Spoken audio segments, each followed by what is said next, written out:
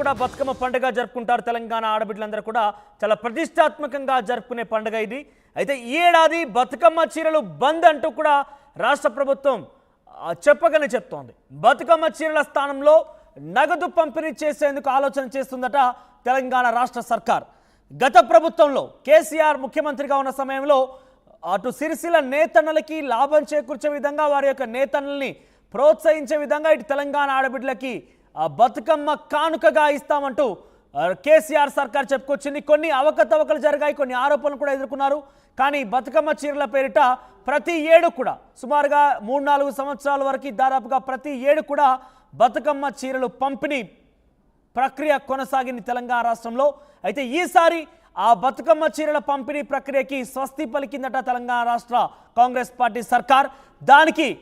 దానికి ఆల్టర్నేట్గా, దానికి ప్రత్యామ్నాయంగా నగదు పంపిణీ కార్యక్రమానికి తెరలేపింది. అయితే నగదు పంపిణీ కార్యక్రమంలో భాగంగా ప్రతి మహిళకి కూడా 500 రూపాయలు లేదా ఆ పైనే సర్కార్ ఇచ్చే ఆలోచనలో ఉందట. అది చేతికిద్దామా లేదంటే బ్యాంక్ అకౌంట్లో వేద్దామా అనే ఒక ఆలోచనలో ప్రస్తుతం రాష్ట్ర ప్రభుత్వం ఆలోచన చేస్తుందట. రేషన్ కార్డా, స్వయం సహాయక బృందాల్లో సభ్యత్వమా, ఏది ప్రామాణికంగా తీసుకోవాలనే దానిపై ప్రభుత్వం కసరత్తు చేస్తోంది. పండుగకు మరో వారం సమయం మాత్రమే ఉంది. వారంలో నగదు పంపిణీ సాధ్యం అవుతుందా అనే ఒక క్వశ్చన్ కూడా ప్రభుత్వ వర్గాల్లో రేజ్ అయింది. దానికి సంబంధించి సమాధానం వెతికే పనిలో పడ్డారు. అయితే స్వయం సహాయక సంఘాలకు సంబంధించి మహిళలందరూ కూడా ఉంటారు కాబట్టి వారి చేత ఆ మహిళకి మనిషికి ఒక్కో మహిళకి 500 రూపాయలు లేదా ఆ పైన డబ్బులు పంపిణీ చేద్దామా, లేదంటే నేరుగా ఆ మహిళ అకౌంట్లోకి మనం డబ్బులు వేద్దామా, రేషన్ కార్డు ప్రాతిపదికన ముందుకు వెళ్దామా, లేదంటే స్వయం సహాయక సంఘాలకు సంబంధించి ఆ సంఘాల ద్వారా మనం ముందుకు వెళ్దామా అంటూ రాష్ట్ర ప్రభుత్వం ఆలోచన చేస్తుందట. ఎస్, మా ప్రతినిధి మధు అందిస్తారు మరిన్ని అప్డేట్స్. అంతకుముందు కేసీఆర్ ప్రభుత్వం ప్రవేశపెట్టినటువంటి బతుకమ్మ చీరల పంపిణీ ప్రక్రియ, మీకు ఆ బతుకమ్మ చీరలు కావాలని కోరుకుంటున్నారా, లేదంటే ఆ చీరల పైన మీ అభిప్రాయం ఏంటి? లేదు, ఈ రాష్ట్ర ప్రభుత్వం ప్రవేశపెట్టే విధంగానే నగదు కావాలని కోరుకుంటున్నారా? ఇంతకీ మీ అభిప్రాయం ఏంటి? మీ అభిప్రాయాన్ని కామెంట్ రూపంలో తెలియజేసే ప్రయత్నం చేయండి. ఎస్ మధు, సో ఈ ఆలోచన నగదు పంపిణీ విషయంలో రాష్ట్ర సర్కార్ చేస్తున్న ఆలోచన ఎంతవరకు ముందడుగు పడే అవకాశం? ఎందుకంటే రాష్ట్ర వ్యాప్తంగా మహిళలకి చాలా పెద్ద ఎత్తున, అంటే అది ఈక్వల్గా బతుకమ్మ చీరలకు సంబంధించి చూస్తే కనుక ఆల్రెడీ నేతలకు కూడా ఇచ్చే అవకాశం ఉంది. డబ్బుల్ని సేమ్ ఖర్చు చేయాల్సి ఉండేది. కానీ ఇప్పుడు ఆ చీరలు కాకుండా నేరుగా డబ్బులు ఇవ్వడం పైన ఎటువంటి చర్చ కొనసాగుతోంది? రాష్ట్ర ప్రభుత్వం ఈ విషయం పైన కొలికి వచ్చిందా? ఎగ్జాక్ట్లీ, అందుకంటే ముందుగానే గతంలోనే ఒక నెల రోజుల క్రితమే ఆల్రెడీ ఆర్టీవీ ఇదే అంశాన్ని ప్రభుత్వం ఏం ఆలోచన చేస్తూ ఉంది, దసరా కానుకగా ఏమి ఇవ్వబోతుంది అనేటువంటిది ఆర్టీవీ చెప్పే ప్రయత్నం చేసింది ఒక నెల క్రితమే. సో ఇప్పుడు ప్రభుత్వం అదే ఆలోచన చేస్తూ ఉంది. కేవలం ఇంకొక 10 రోజుల సమయం మాత్రమే ఉంది దసరా సంబంధించి కానుక ఇవ్వడానికి. గత ప్రభుత్వం చేసినటువంటి పని ఏదైతే ఉందో చీరల పంపిణీ, బతుకమ్మ చీరలు, సో వాళ్ళు ప్రభుత్వంలో కంటిన్యూగా ఇచ్చారు. రేషన్ డీలర్ల ద్వారా వాళ్ళు బతుకమ్మ చీరల పంపిణీ చేశారు. రేషన్ కార్డు ఉన్నటువంటి వారే అర్హత కలిగినట్టుగా, వారంతా కూడా అర్హత కలిగినటువంటి వారు. కాకపోతే నాసిరకం చీరలు సప్లై చేశారనేటువంటి అపవాదు గత ప్రభుత్వం ఎదుర్కొంది. దాంతో చాలామంది రోడ్డుపైకి వచ్చారు. ఆ చీరలని అగ్నికి ఆహుతి చేశారు, తగలబెట్టారు, నిరసన వ్యక్తం చేశారు. చీరలు మాకొద్దు అనేటువంటిది ఒక నిరసన వ్యక్తం చేశారు రాష్ట్ర వ్యాప్తంగా. ఇది కూడా ప్రభుత్వం పోవడానికి ఒక రకమైనటువంటి కారణం జరిగింది, రాష్ట్ర ప్రభుత్వం గతంలో బీఆర్ఎస్ అధికారం కోల్కపోవడానికి. సో ఇప్పుడు మనం ఏం చేద్దాం అనేటువంటిది కాంగ్రెస్ ఆలోచన చేస్తూ ఉంది. నగదిద్దామా, లేదంటే ఇంకా ఏదైనా గిఫ్ట్ రూపంలో, కొత్త రూపంలో ఏదైనా ఇద్దామా చీరల ప్లేస్లో అనేటువంటిది ఆలోచన చేస్తూ ఉంది. ప్రస్తుతానికి సూత్రప్రాయంగా 500 నుంచి 1000 రూపాయల మధ్యలో డబ్బులు ఇస్తే ఎలా ఉంటుంది, చీర కొనుక్కునే అవకాశం ఉందా, 500 రూపాయలకు బయట మార్కెట్లో నాణ్యమైనటువంటి చీర, వారికి నచ్చినటువంటి విధంగా చీర వస్తూ ఉందా అనేటువంటి అంశాలు ప్రస్తుతం పరిశీలన చేస్తూ ఉంది ఈ అంశంలో.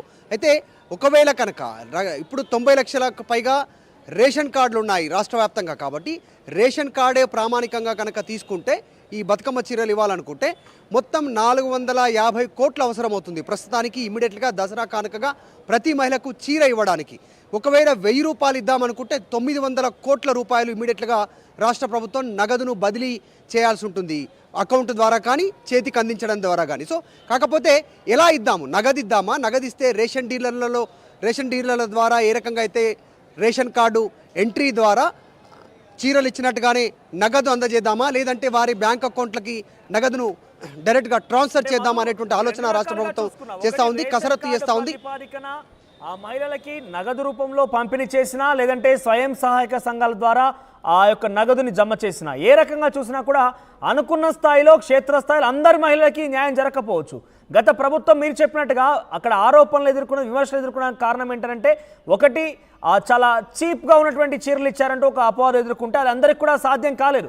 రేషన్ కార్డు ఇవ్వకుండా రేషన్ షాపుల ద్వారా ఈ చీరలు పంపిణీ చేయడంతో చాలామంది కూడా చేరువ కాలేదు. ఇప్పుడు కూడా ఈ రకంగానే స్వయం సహకార సంఘాలు లేదా రేషన్ కార్డు ప్రాతిపాదికన తీసుకుంటే అది అందరికి వెళ్ళే అవకాశం ఉంటుందా? ఈ ప్రభుత్వం కూడా విమర్శలు ఎదుర్కొనే అవకాశం లేకపోలేదంటారా? ఖచ్చితంగా, ఎందుకంటే ఇదే అంశం పైన ప్రభుత్వం ఆలోచన చేస్తూ ఉంది. ఇద్దామా వద్దా, ఒకవేళ ఇస్తే ఎలా ఇవ్వాలి, ఎంతమందికి ఇవ్వాల్సి ఉంటుంది, ఏ రకంగా ఇవ్వాలి, వీటన్నిటిపైన కసరత్తు చేస్తూ ఉంది. చాలా తక్కువ సమయం ఉంది. దసరా శరన్నవరాత్రి ఉత్సవాలు ప్రారంభమవుతాయి. సో అంతకంటే ముందుగానే ఇప్పటికే ప్రభుత్వం హాలిడేస్ కూడా ప్రకటించింది. ఆగస్టు 2 నుంచి హాలిడేస్, అక్టోబర్ హాలిడేస్ ప్రకటించింది అక్టోబర్ 2వ తారీఖు నుంచి. సో ఈ అంశంలో చాలా తీవ్రంగా ఆలోచన చేస్తూ ఉంది. ఇస్తే బదనామయ్యే కంటే ఇవ్వకుండా ఉంటే ఎలా ఉంటుంది, ఒకవేళ ఇస్తే నగదు పంపిణీ చేయాలా, ఆన్లైన్ అకౌంట్ చేయాలా, ఇంకా గిఫ్ట్ రూపంలో ఇవ్వాలి. ఎందుకంటే చీరల విషయం దాదాపు పుల్ స్టాప్ పడ్డట్టే. ఇంతవరకు చీరలకు ఆర్డర్ ఇవ్వలేదు రాష్ట్ర ప్రభుత్వం. గత ప్రభుత్వము ఇక్కడ ఉన్నటువంటి సిరిసిల్ల చేనేతలకు సంబంధించినటువంటి విషయంలో చీరల పంపిణీ కోసం వారికి ముందే ప్రీ ఆర్డర్ ముందే ఇచ్చేవాళ్ళు. వారికి దీనికి సంబంధించి ఆర్డర్ ఇన్ని చీరలు కావాలనేటువంటిది రాష్ట్ర ప్రభుత్వం నుంచే డైరెక్ట్గా వారికి ఆర్డర్ వెళ్ళేది. కానీ ఈ ప్రభుత్వం అలాంటి ఆలోచన చేయట్లేదు. చీరలతో గత ప్రభుత్వం బదనామైంది కాబట్టి ఏం జరుగుతుందో చూడాలి. సహాయ సంఘాల కార్యక్రమాల సంఘాల ద్వారా ఇస్తారా, లేదు అంటే రేషన్ డీలర్ల ద్వారా ఇస్తారా, వారి డైరెక్ట్గా అకౌంట్లలో వేస్తారా అనేటువంటిది చూడాలి.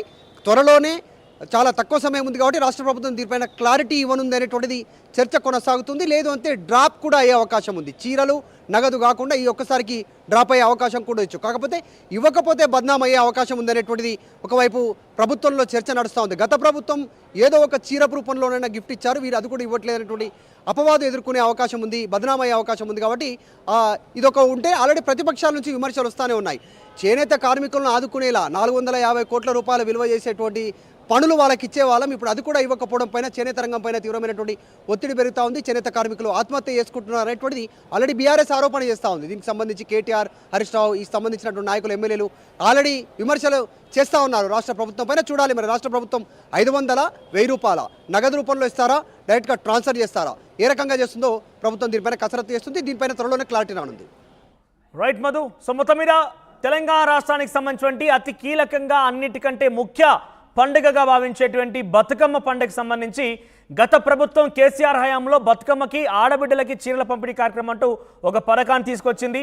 ఈ చీరల పంపిణీ కార్యక్రమం మొదటి సంవత్సరంలో అయితే ఇతర రాష్ట్రాల నుంచి, గుజరాత్ నుంచి, అహ్మదాబాద్ నుంచి చీరలు తీసుకొచ్చి చాలా వరకు అపవాదం ఎదుర్కొంది. ఆ తర్వాత చేనేత చీరల పేరిట తెలంగాణ రాష్ట్రం నుండి నేతన్నల